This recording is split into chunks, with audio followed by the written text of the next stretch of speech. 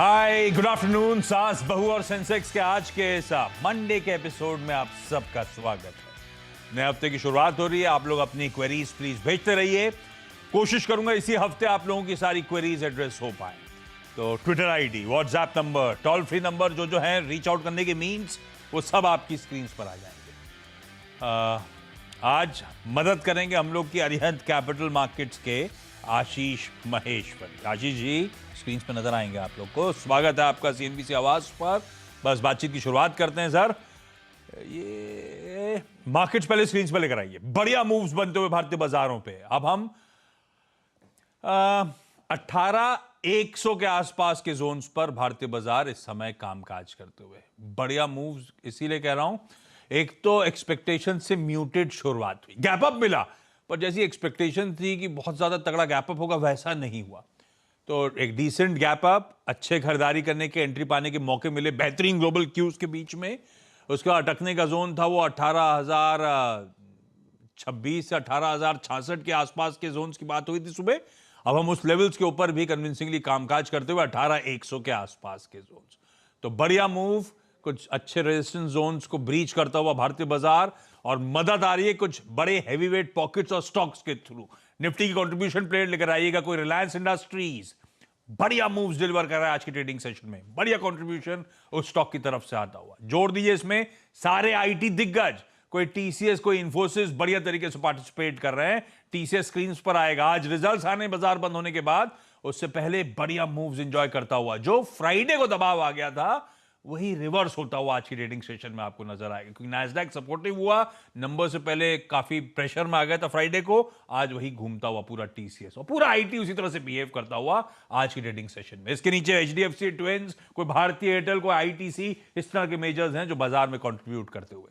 और रिलायंस का मूव सराहनीय है, वो देख सकते हैं आप किस तरह से बढ़िया कंट्रीब्यूशन रिलायंस इंडस्ट्रीज समय डिलीवर करता हुआ। ब्रेथ बढ़िया पॉजिटिव, 2.5:1 का रेशियो है। 5 बढ़ रहे हैं तो 2 स्टॉक हैं जो कमजोरी के साथ इस समय बाजार में कामकाज करते हुए नजर आएंगे। तो बढ़िया चौतरफा मूव, कुछ इंपॉर्टेंट स्टिफ रेजिस्टेंस जोन्स को हम ब्रीच करते हुए 18,100 के आसपास के लेवल्स पर कामकाज।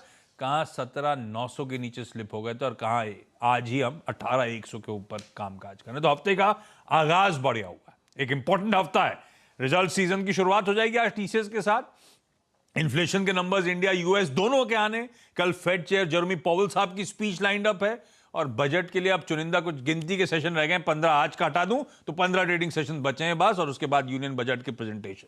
इस तरह से अब सेकेंड हाफ इंपॉर्टेंट हो चला है इस महीने का, जो अब आएगा धीरे धीरे, जो दिन अनफोल्ड होंगे। लेकिन चलिए, सवाल जवाब के सिलसिले की शुरुआत कर रहा हूं। आज हम लोग को जो जुड़ चुके एक्टर्स सबको दिखाइएगा। आज हमें बरेली जाना है, चंद्रपुर जाना है, और साथ साथ गांधीनगर जाना है। सब जुड़ चुके हैं आपकी स्क्रीन पे। सबसे पहले बरेली से नमिता जी स्क्रीन पे नजर आएंगी। नमिता मैम, हाय, गुड आफ्टरनून। ये कौन सा बरेली है, एमपी वाला कि यूपी वाला? Good afternoon sir. बांस बरेली है, प्रियंका चोपड़ा का। ये प्रियंका चोपड़ा का मतलब वो अपना जी झुमके वाला ना? जी जी जी। दीनानाथ की लस्सी वाला। ठीक है, तो यूपी बरेली से नमिता जी जुड़ती हुई। एक बरेली असल में एमपी में भी है, लेकिन प्रोमिनेंट यूपी का बरेली है। नमिता मैम, पहला और ज्यादा इंपॉर्टेंट क्वेरी से शुरुआत करी जाए जो महेश्वरी सर के लिए। जी, सुजलॉन एनर्जी के बारे में सर जानना था। हाँ, और एलआईसी आईपीओ में ली थी, तो लॉस में पहले है। सुजलॉन शुरू करते हैं। सुजलॉन और लिया हुआ ऑलरेडी? हाँ, लिया हुआ है। कितने स्टॉक्स, कब लिया था, क्यों लिया था नमिता मैम? उस समय एनर्जी सेक्टर अच्छा परफॉर्मेंस ये कर रहा था, आप ही लोग के अकॉर्डिंग मैं ये ली थी। 500 शेयर है। तो और सुजलॉन किसी ने 1550 में बताया था ली। चैनल पे, या एनर्जी सेक्टर बताया था किसी ने, सुजलॉन आपने ले लिया? नहीं, मैं बताया था। ट्रेडिंग का बेट था मैम, ट्रेडिंग बताई थी। लॉन्ग टर्म के अकॉर्डिंगली। आशीष सर, ये तो मामला पस्त पड़ गया है भाई। किसी के कहने पे लिए थे हम, 15 रुपए की खरीद हुई थी, 1/3 कैपिटल वाइप आउट हो गया। 10 रुपए पे इस समय स्टॉक कामकाज करता हुआ। लॉन्ग टर्म के लिए नमिता जी ने सही स्टॉक पे दाव लगाया भी था सर क्या? और अब लगाया भी अगर सही था तो 1/3 तो वैल्यू इरोड हो गई है। क्या करना है सुजलॉन में? रखना चाहिए, नहीं रखना चाहिए? देखिए, मैं तो short term, medium term, long term, तीनों टर्म के हिसाब से सुजलॉन पे मेरे कोई बहुत ज्यादा उम्मीद है नहीं। क्योंकि एक आप रीजन देखिए, इसका शेयर कैपिटल जो बेस है करीब 4067 करोड़ का शेयर कैपिटल और 2 रुपए पेड अप स्टॉक है, तो आप जस्ट सोचिए कितने शेयर हैं पब्लिक के पास में। दूसरी बात यह है कि इसमें जो पब्लिक होल्डिंग है वो ही 70% है, तो मैक्सिमम जो होल्डिंग है वो पब्लिक के पास में ही है। प्रमोटर की होल्डिंग बहुत कम है स्टॉक में, और कोई इंस्टीट्यूशन पार्टिसिपेशन स्टॉक में होता नहीं। तो सिर्फ एक आगे जाके सिल्वर लाइनिंग यही है कि आगे जाके कंपनी सेल हो जाए किसी इन्वेस्टर को, तो फिर यहाँ पे आपको कुछ एप्रिसिएशन मिलेगा। बट मेरी सलाह रहेगी कि फिर भी उस इवेंट के लिए आप वेट करने की बजाय, क्योंकि मार्केट में काफी दूसरी इन्वेस्टमेंट अपॉर्चुनिटी है, तो वहां निवेश करें तो बेटर रहेगा। तो मैंने आपके लिए आइडेंटिफाई किया, इसकी बजाय आप धनलक्ष्मी बैंक के स्टॉक में निवेश कर दो, जो 20 रुपए का स्टॉक है, सिर्फ 500 करोड़ के मार्केट कैप में ये आपको बैंक मिल रहा है। 10 रुपए पेड अप शेयर 20 रुपए में मिल रहा है, बुक वैल्यू 30 रुपए है, और एक टर्न अराउंड केस है। और जिस हिसाब से बैंकिंग स्टॉक्स में रुझान बन रहा है, तो मुझे लगता है इस स्टॉक में बिल्कुल पोटेंशियल है अगले 1 साल में 30 रुपए के लेवल छूने का। तो आपका जो लॉस है वो भी रिकवर होगा, और आगे जाके आपको मुनाफा भी मिल सकता है। तो सुजलॉन की बजाय यहाँ आ जाए।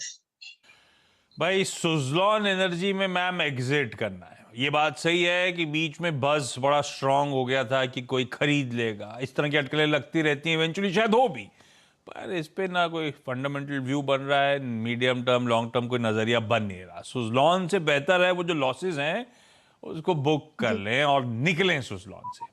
छोटे टिकट साइज वाला ही स्टॉक अगर पसंद था इसीलिए सुजलॉन में घुसे थे, तो बढ़िया तरीके से आशीष सर ने ऐसे ही एक छोटा टिकट साइज वाला स्टॉक दे दिया, 20 रुपए का धनलक्ष्मी बैंक, जो शायद इस साल 30 रुपए तक जाने की गुंजाइश रखता है। तो सुजलॉन के लॉस की भरपाई और शायद कुछ कमाई भी हो जाएगी। स्विच करना ज्यादा बेहतर है, एटलीस्ट फंडामेंटल्स अगर मैं देखूं तो ये व्यू बनता है अरिहंत कैपिटल का। नीतू जी गुड आफ्टरनून, गांधीनगर से नीतू आहूजा जी स्क्रीन पे नजर आएंगी। नीतू मैम, पहली क्वेरी कौन सी? जी सर, मेरे पास ड्रीम फॉक्स के 100 शेयर है 469 की प्राइस पर। और ये क्यों लिए थे मैम? मतलब क्यों से मेरा मतलब लंबी अवधि के लिए या किसी और लॉजिक से? 1 और 2 ईयर लंबी अवधि के लिए। हाँ 1 या 2 साल के लिए मैं रख सकती हूँ इसको। हाँ ठीक है, 1-2 साल का टाइम होराइजन, लंबी अवधि का कॉल है। ड्रीम फोक्स लिया, कितना समय हो गया नीतू मैम लिए हुए? ये मैंने आफ्टर लिस्टिंग खरीदा है। लिस्टिंग के बाद खरीदा हुआ? लिस्टिंग के बाद तो ये मेरे ख्याल से 550 तक गया था। हाँ थोड़ा ठंडा पड़ गया।